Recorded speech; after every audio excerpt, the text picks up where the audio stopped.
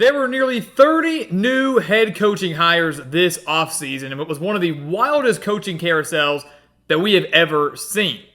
But which of the nearly 30 new coaches will have the most success in their first year at their new program? That's what we're here to break down today. So welcome back to the Gridiron Expert, guys. So glad you could join us today to break down our top three coaches that we expect to have successful seasons in 2024. As always, please continue to like, comment, subscribe, share our videos, and check out everything down in the description below. That includes our website, thegridironexpert.com. Tons of exclusive content over there for you to get through this offseason, for you to get through this next season, for you to get some big-time winnings with our expert picks, for you to stay up to date on all the college football news, predictions, and analysis here at the channel. It's right there for you at our website, thegridironexpert.com. So is our mailing address to send us some of your team's gear so we can represent them in every single video. Everything you see back here has been sent in by you guys, the members of our GE Nation, and we want to continue to expand that nation from coast to coast. All of them a reason to like, to comment, subscribe, and hit that notification button so you don't miss out on any future content.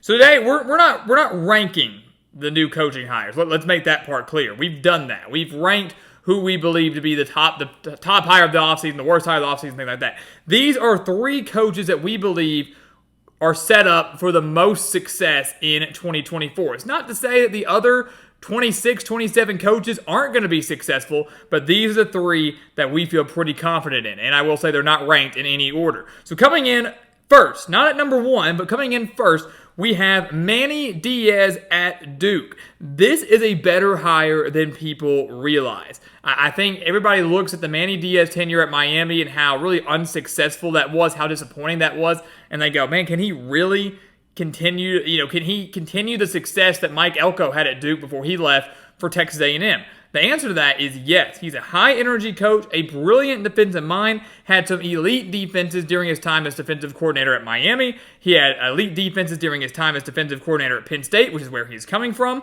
He was 21-15 as a head coach at Miami, so above 500, but still not very good. But he inherits a solid Duke team. That's what people don't realize. Malik Murphy transfers into Duke from Texas. Jaquez Moore returns at running back. Jordan Moore at wide receiver. This offense has a lot of pieces to remain relatively potent, and the defense is actually very strong too, and they're now being coached by what I think is one of the better defensive minds in college football. They do have a tough schedule. Duke has to go to Northwestern. They've got to go to Georgia Tech. They have to go to Miami, to NC State, and they have home games against Florida State and Virginia Tech. But there is a path to a bowl game, and we'll be breaking down Duke's schedule here in just a little over a month, so don't miss out on that. We're going to be breaking down every college football team's game-by-game record prediction.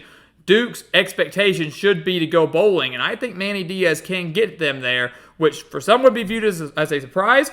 To me, would be viewed as very, very successful.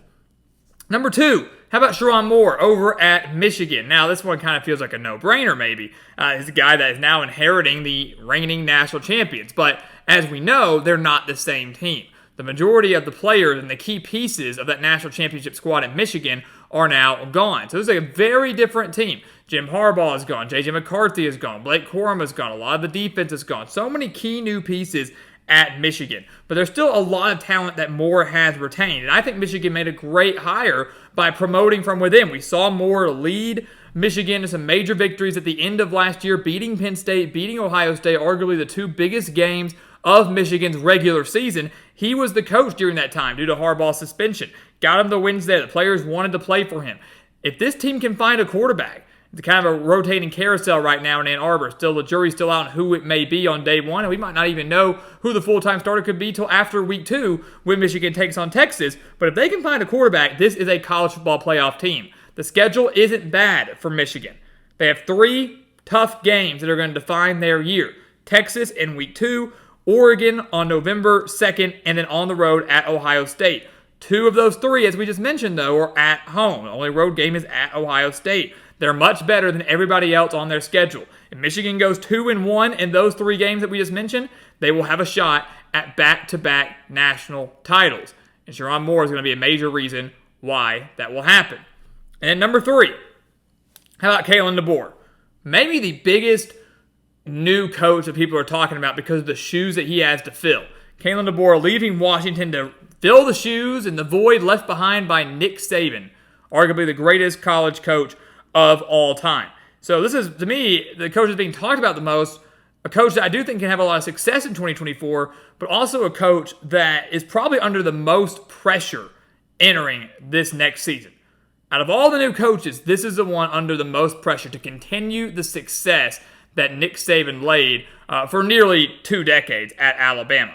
But there's a lot of talent at Alabama, guys. Despite people leaving the transfer portal or entering the transfer portal and leaving Tuscaloosa after the departure of Nick Saban, there's still a lot of talent coming back. And one of them is a veteran quarterback in Jalen Milroe. And we saw what Kalen DeBoer, a great offensive mind, we saw what he was able to do with Michael Penix the last couple of years. We saw how talented he was. We saw Kalen DeBoer lead Washington to the national championship game last year, where they fell to Michigan. We've seen Kalen DeBoer go 104-12 overall in his coaching career, 25-3 during his time at Washington.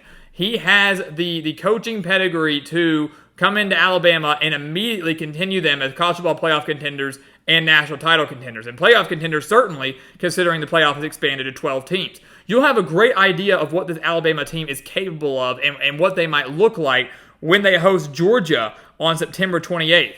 Georgia coming to Tuscaloosa, one of the biggest games of the year. Going to be a great opportunity to see what Kalen DeBoer is capable of in his first year with the Crimson Tide. They host Georgia, they go to Tennessee, they go to LSU, they go to Oklahoma. It's a tough schedule, but that is life in the SEC. DeBoer knew that when he signed up for this job. He has the history, everywhere he's been, as being a proven winner. He absolutely has the talent. I think he's going to develop Jalen Milroe, and Milroe is going to be even better this upcoming year than he was last year when Alabama still made the college football playoff and was one play away from making the national championship game. I think this team has all the pieces to continue this maybe Alabama dynasty that we've discussed, all the pieces to continue Alabama's reign of terror in the SEC and on the national stage. Kalen DeBoer will have success in 2024. He will be one of the most successful new hires of this offseason. There you go, guys. Those are our 3.